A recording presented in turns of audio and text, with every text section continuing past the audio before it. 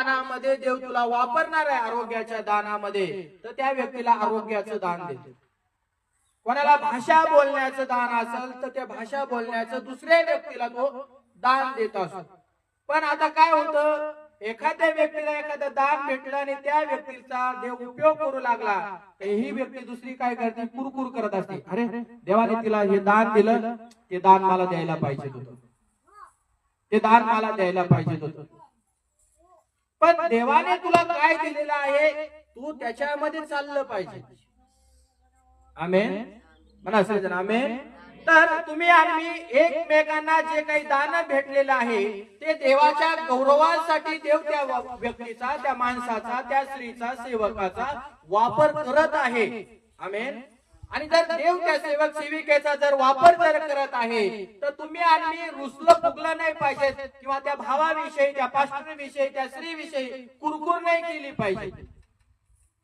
कारण ती देवाचं काम करत आहे, ती देवाचं राज्य वाढत आहे आणि ती मंडळीच्या हितासाठी त्या ठिकाणी उभी केलेली स्त्री आहे, किंवा उभे केलेला पुरुष आहे, किंवा मंडळीतले लोक आहे त्यांना उभे केलेलं आहे देवाच्या आत्म्याने, यासाठी की त्या बहिणीच्या द्वारे तुम्हाला योग्य संदेश मिळावा, त्या भावाच्या द्वारे, सेवकाच्या द्वारे योग्य मेसेज तुम्हाला मिळावा आणि तुम्ही आणि ख्रिस्ताची साक्ष देणारे बनलं पाहिजे.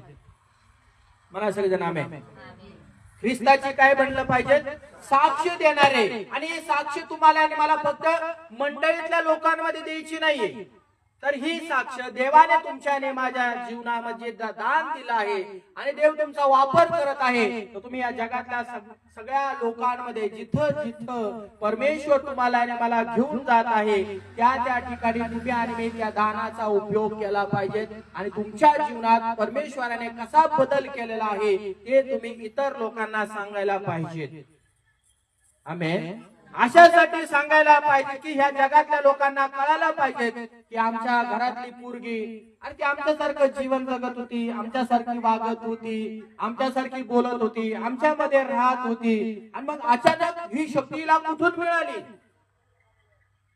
आणि ती एवढे चमत्कार कस काय करायला लागली, ही एवढं चांगलं बोलायला कशी लागली, हिच्या मुखातून निघणारा एक एक शब्द आमच्या काळजाला का स्पर्श करत आहे, हिच्याद्वारे लोक का आशीर्वादित होत आहे, लोकांचे जीवन का बदलत आहे, लोकांचे घर परिवार का बदलत आहे, हे लोकांना साक्ष तुमच्या आणि माझी पोहोचली पाहिजे आणि लोक तुमच्या आणि माझे साक्षीदार झाले पाहिजे, है ना. तर आज काय करतात लोक, मंडळीमध्ये सगळ्या गोष्टी करतात, पण जगातल्या लोकांमध्ये तुम्ही आणि मी साक्षीदार म्हणून उभे राहणं